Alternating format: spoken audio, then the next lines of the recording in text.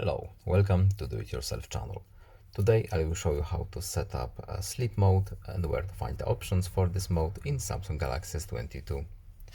To look for our modes and routines, we have to go to settings, of course, and here it is, modes and routines.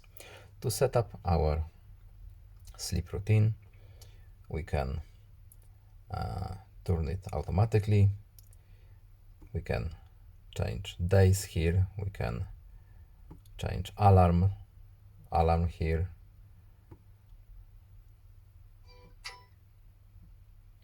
And of course we can change time. Don't forget to save and done. And now our sleep mode is set up. I hope this video was helpful to you. Please leave a like and subscribe. Have a nice day and see you in the next video. Goodbye.